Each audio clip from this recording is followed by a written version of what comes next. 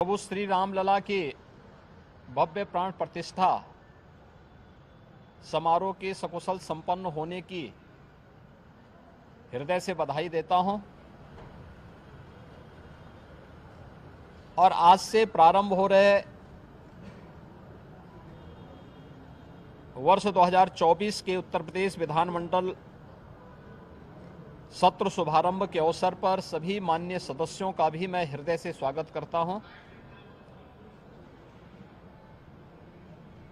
सत्र का शुभारंभ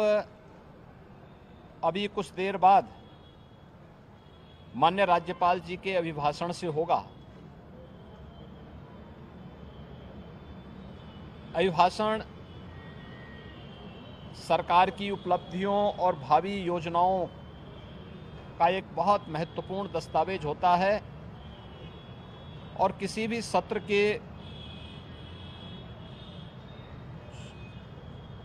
वर्ष के शुभारंभ का पहला जो बिजनेस होता है वह विधानमंडल में माननीय राज्यपाल के भाषण से ही शुरू होता है। बजट सत्र है तो वर्ष 2024-25 का बजट भी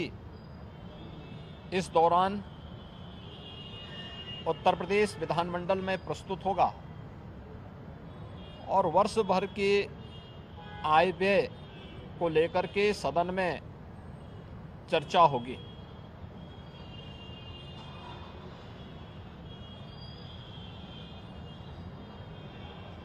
सत्र प्रारंभ होने के पहले दलीय नेताओं से संबंधित बैठक और उससे पूर्व बिजनेस एडवाइजरी कमेटी की बैठक भी संपन्न होकर के जो कार्ययोजनाएं तय हुई हैं उसके अनुसार सरकार ने अपनी पूरी तैयारी भी की है। उत्तर प्रदेश विधानमंडल 25 करोड़ जनता जनार्दन की आशा आकांक्षाओं और अपेक्षाओं का एक केंद्र है। जनता से जुड़ी हुई हर सुख दुख से जुड़ी हुई घटनाओं को उल्लास और विषाद से जुड़ी हुई घटनाओं का ये साक्षी है। मुझे प्रसन्नता है कि उत्तर प्रदेश विधानमंडल पिछले 5-6 वर्षों के अंदर लोकतंत्र के एक महत्वपूर्ण स्तंभ के रूप में अपनी सकारात्मक चर्चा के लिए जाना जा रहा है।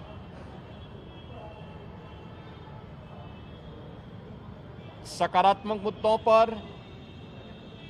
विकास से जुड़े हुए मुद्दों पर हर माननीय सदस्य अपनी बात को सदन में रखने के लिए उत्सुक दिखाई देता है और मैं इस अवसर पर अपने विपक्षी मित्रों से भी इस बारे में अपील करूंगा कि जो माननीय सदस्यों की भावनाएं हैं उसे दलीय सीमाओं से अलग हट करके प्रदेश के विकास के लिए विधान सभा या विधान परिषद को हमें एक सकारात्मक चर्चा का केंद्र बनाने की आवश्यकता है और उस दिशा से यह सत्र हमारे लिए बहुत महत्वपूर्ण सत्र होगा।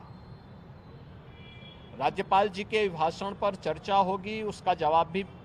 सरकार की तरफ से जाएगा। बजट पर चर्चा होगी, माननीय सदस्यों को अपनी राय इन दोनों महत्वपूर्ण मुद्दों पर और अनुदान मांगों पर रखने का अवसर प्राप्त होगा। इसके अलावा अपने अपने विधानसभा क्षेत्र से जुड़े हुए या प्रदेश के विकास से जुड़ी हुई महत्वपूर्ण बातों को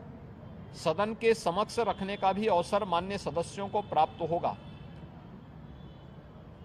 मुझे विश्वास है कि जो एक सकारात्मक माहौल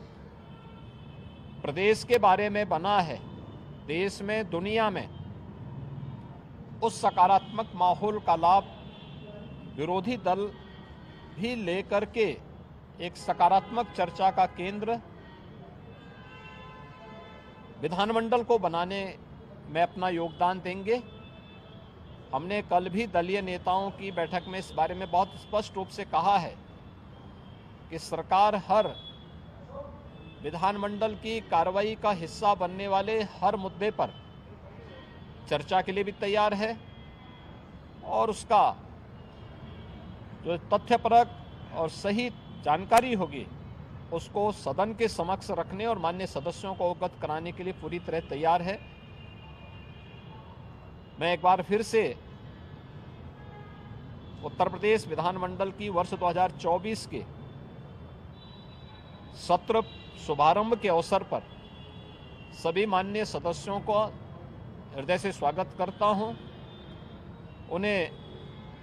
उत्तर प्रदेश विधानमंडल की कार्रवाई को सुचारू और नियम संगत तरीके से आगे बढ़ाने के लिए उन सब का आह्वान करता हूं। लोकतंत्र के उन मूल्यों और आदर्शों के अनुरूप सत्र की कार्रवाई को प्रभावी ढंग से आगे बढ़ाने में उनके सकारात्मक योगदान की भी अपेक्षा रखता हूं और उत्तर प्रदेश ने आदरणीय प्रधानमंत्री जी के मार्गदर्शन में 22 जनवरी 2024 को अयोध्या में प्रभु श्री रामलला के 500 वर्षों के उपरांत एक लंबे अंतराल के उपरांत भव्य प्राण प्रतिष्ठा समारोह के सकुशल संपन्न होने और प्रतिदिन लाखों की संख्या में श्रद्धालु जनों का अयोध्या धाम में आगमन और उनके सकुशल दर्शन करने के सकारात्मक माहौल का लाभ भी हमारे सभी माननीय सदस्यगण उठाएंगे। इस पूरा विश्वास के साथ मैं विधानमंडल के नए सत्र शुभारंभ के अवसर पर आप सभी का भी हृदय से अभिवादन करता हूं। धन्यवाद।